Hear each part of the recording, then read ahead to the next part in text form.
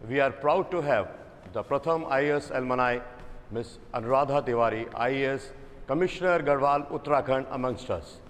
Please welcome her with thundering round of applause.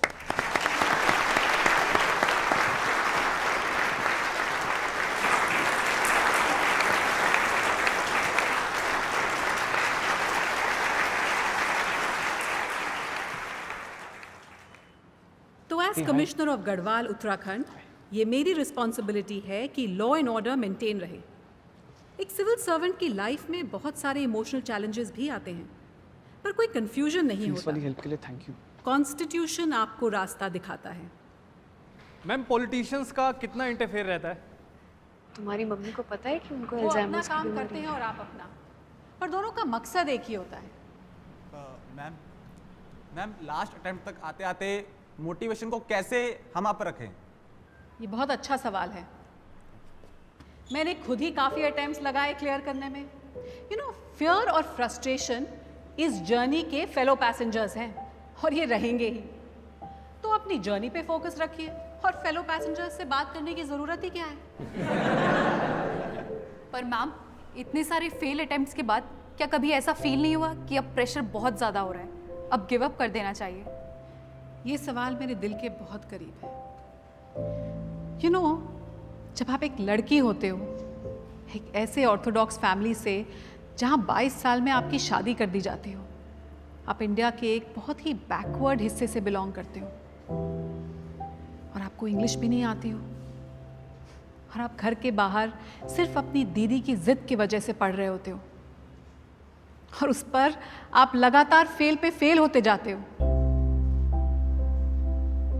तो हाँ, हर रोज लगता था कि गिव अप कर दूं, और शायद कर भी देती, एक्चुअली डेफिनेटली कर देती। पर उसी वक्त मुझे किसी ने एक बहुत अच्छी बात बताई। उस बात से मेरा एटीट्यूड 180 डिग्रीज फ्लिप कर गया। क्या आप वो बात सुनना चाहेंगे? तो एक स्टोरी सुनिए। 1981 में यूएस में एक प्रोफेसर थे, सेरेमिक्स पढ़ाते थे।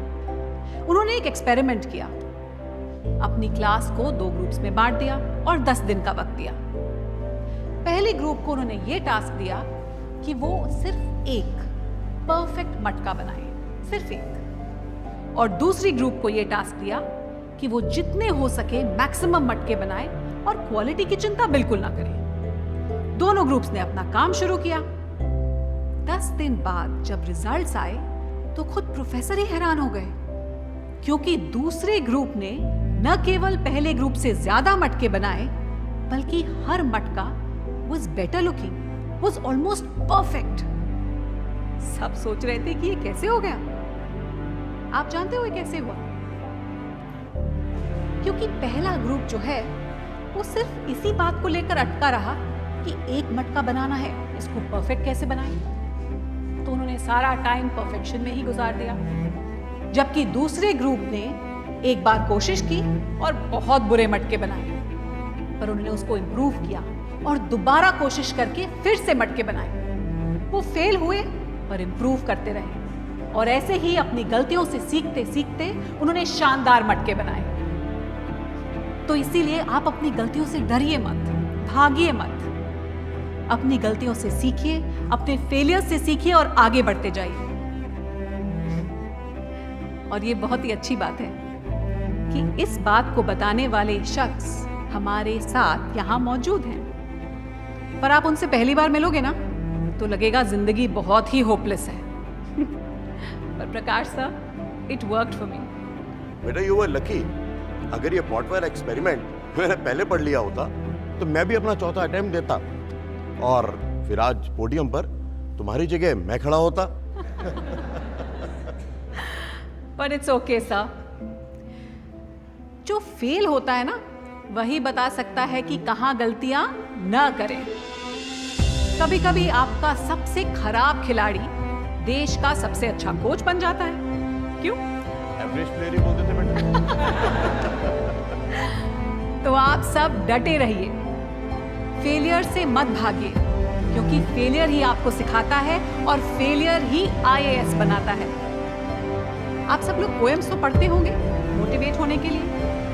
तो मेरा एक फेवरेट पोएम, ये एक फेवरेट पंक्ति आप लोगों के साथ शेयर करती हूँ कि कौन कहता है आसमान में सुराख हो नहीं सकता। कौन कहता है कि आसमान में सुराख हो नहीं सकता। एक पत्थर तो तबीयत से उछालो यार। हाँ,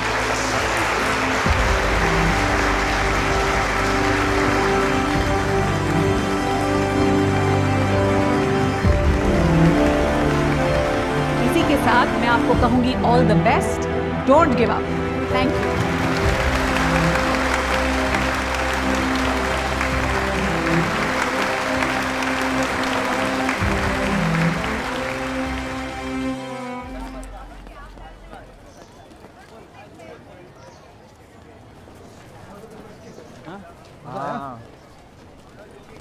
बातचीत में भी बढ़िया था। बहुत बढ़िया। जो स्पीच होता है ना उसका जो ओ इधर इधर भाई, अबे देखो तो सही आसपास। तो अंदर था क्या यहाँ पे? हाँ नहीं, मैं अभी आया। क्या खत्म हो गया क्या? ओ भाई मिस कर दिया यार तुमने। अरे मतलब बहुत बढ़िया, बहुत बढ़िया, बहुत अच्छा था। बहुत बढ़िया। But you were late. बहुत अच्छा था। आना अटेंड करना चाहिए। अरे बेटा बेटा, वो मैनेजर साहब से बात कर ली मैंने।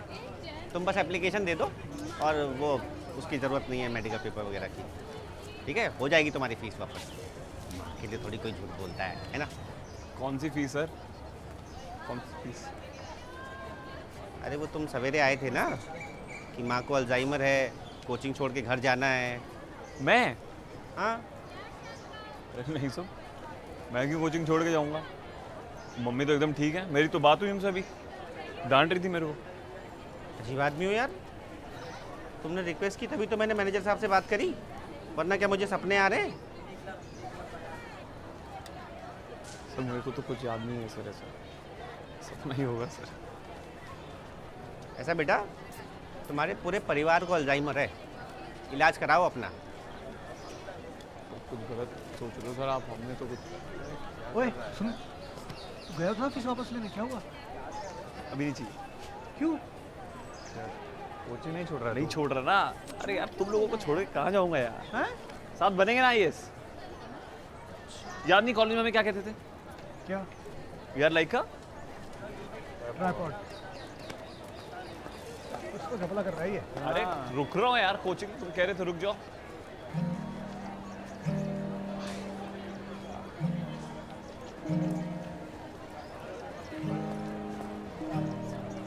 हाँ क्या? हाँ पढ़ाई तो मतलब कुछ तो गेम है, बता नहीं रहा तू। नहीं नहीं।